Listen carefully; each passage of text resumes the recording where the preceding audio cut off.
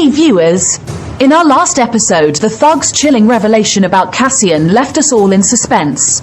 Now we're diving into the aftermath. Brace yourselves for an episode full of intrigue and shocking revelations as the story unfolds. Let's dive in. The following day, Cassian sits in his class, listening as his classmates praise Kim Woo-chan for defeating Bloodrain.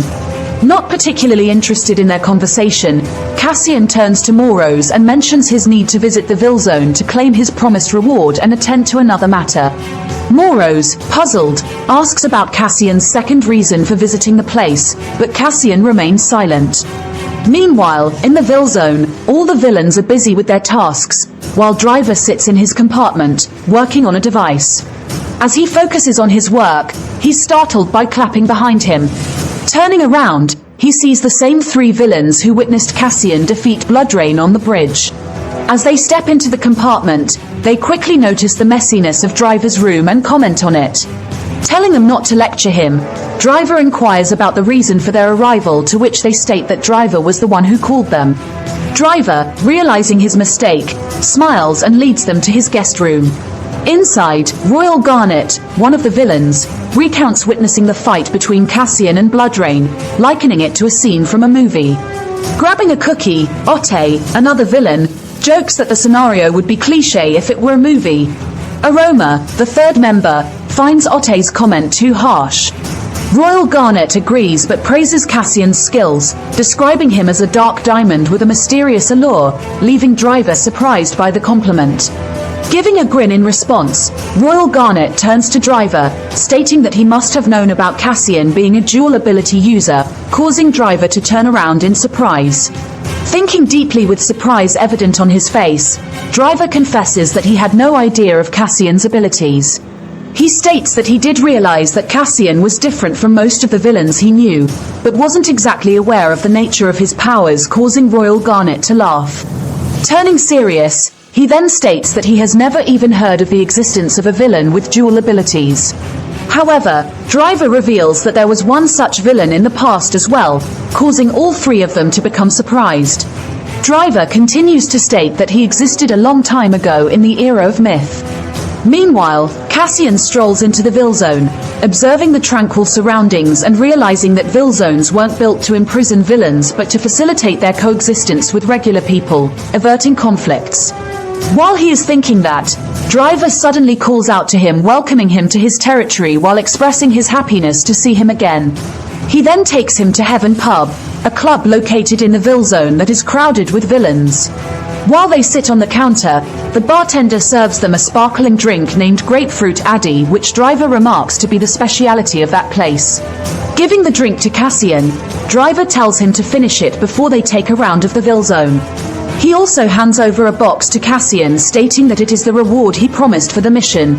Viewing him closely, Driver then remarks that Cassian's magic points have increased a lot during this time, asking whether he got his hands on a true magic stone, but Cassian denies it.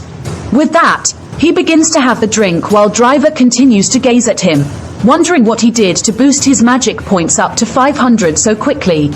Considering that this is something impossible to achieve with the magic stones he gave, Driver wonders whether this has something to do with Cassian being a dual ability user.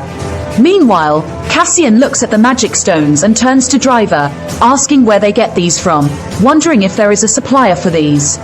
In response, Chea Yu, the person standing at the counter, reveals that he is the one who supplies the crystals. With that, he summons a chess piece similar in appearance to Cassian, and places it with sandwiches, serving the plate to him as their special guest. Meanwhile, Driver introduces Chea as his fellow, who is an outer but lives in the Vilzone and owns the pub. He then turns to Chea, asking for a discount on the crystal's price, but he refuses, stating that the price he is offering is already the most reasonable one. Meanwhile, Cassian keeps gazing at Chea, finding the idea of an outer living in a Vilzone to be very interesting and wondering what his reasons for doing that might be. After a moment of thought, Cassian calls out to Chea, wondering if he can buy the magic crystals too. Chea replies that he can, but only if he belongs to a Vilzone. This leaves Cassian a bit puzzled. Driver steps in, explaining that Cassian can join the Gadam Vilzone to make purchases, but Cassian hesitates, not keen on having a boss tell him what to do. Sensing Cassian's hesitation, Driver suggests that Cassian could become the boss himself if he passes a test. Chaya is surprised by this and asks if Driver plans to give up his boss position. Driver admits that he has always wanted to do so. However, Cassian declines the offer, stating that he's not interested. Trying to persuade him, Driver explains the perks of being a boss, like having complete control over the Vilzone. But Cassian remains firm, saying all he wants is strength, not a higher position. However, when Chaya mentions that a boss can purchase magic crystals of their choice from the underground market, this catches Cassian's attention, causing him to look up in astonishment. Chaya's mention of the black market makes Cassian wonder if he's involved in such dealings, a suspicion Cassian had harbored before. Meanwhile, Driver adds that the boss of Vilzone also receives a monthly salary, an additional perk of the position. Intrigued, Cassian asks about the salary amount. Driver leans in close and whispers it into Cassian's ear, leaving Cassian shocked by the figure. After this revelation, the three of them share a moment of complete silence, each with a distinct expression on their face. In an empty street of the Vilzone, Blackhand sits, attempting to eat a sandwich but recoils at its rubbery taste, promptly discarding it. Frustrated, he ponders how long he'll endure such unpleasant meals, longing for something more delicious. In response, Crush, his fellow villain, confesses his love for pizza but laments forgetting its taste. This confession sparks Blackhand's irritation, blaming Crush for ruining the only pizza parlor in their Vilzone. Crush admits his guilt, attributing it to his distaste for pineapple pizza. Amidst their argument, a third companion named Double Blade intervenes, asserting that it isn't the time for trivial disputes. Perplexed, Blackhand inquires if there's a serious issue like a Saika's invasion, but Double Blade disagrees. Instead, he reveals that Cassian has arrived in the Vilzone, causing Blackhand to become furious. He recalls the humiliation he suffered at Cassian's hands and becomes determined to seek revenge. He asks Double Blade where Cassian is and is told that he's with Driver at the Heaven pub. Double Blade wonders if Blackhand will confront him there, reminding him that fighting between villains is forbidden in the Vilzone. However, Blackhand refuses to back down, declaring that he will be the one to break that rule. Meanwhile, Driver takes Cassian on a tour of the Vilzone, introducing him to the other villains and their hobbies along the way.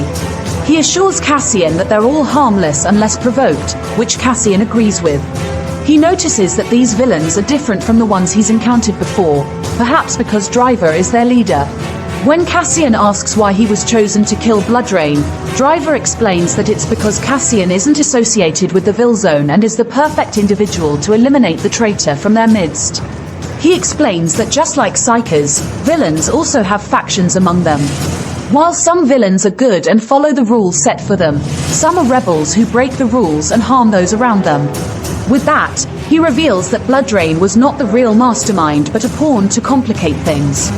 According to Driver, the real mastermind is not aiming at the civilians but a war between villains and Psychers leading to the demolition of the Vilzone. After hearing all that, Cassian remarks that all this planning has nothing to do with him. Agreeing, Driver remarks that this is the reason why he likes him and wants him to join their Vilzone, causing Cassian to become confused. Swearing on his name as a villain, Driver states that his intentions are just to keep a friendly relationship with Cassian, and nothing more.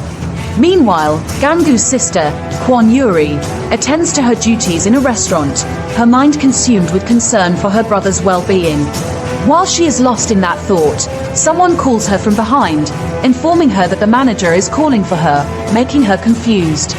Simultaneously, the manager stands in a room talking to someone on the phone, praising Yuri's capabilities as an employee. Expressing concern that losing Yuri would be a significant setback for their establishment given her qualifications, the manager prompts a chuckle from the other end of the line. As they converse, Yuri knocks on the door, seeking permission to enter. Hearing that, they hang up the call while the manager calls Yuri in, handing her an envelope, revealing that it is an invitation from their headquarters.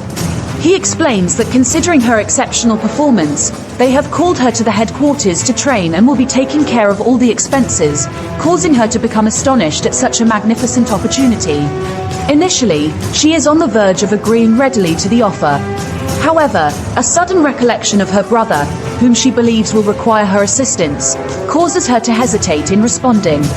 Meanwhile, Cassian strolls through the streets of Vilzone, recalling the words of the driver who urged him to join the Vilzone and swore on his name as a villain, signifying the sincerity of his intentions.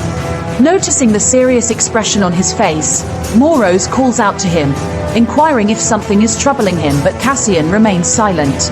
Suddenly, he senses a presence beside him and turns to find Blackhand standing next to Crush in the corner of the street.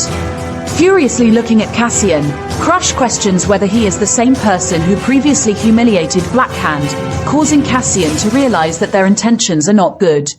Cassian's stroll through Vilzone takes a sinister turn as Blackhand and Crush emerge, harboring vendettas from the past.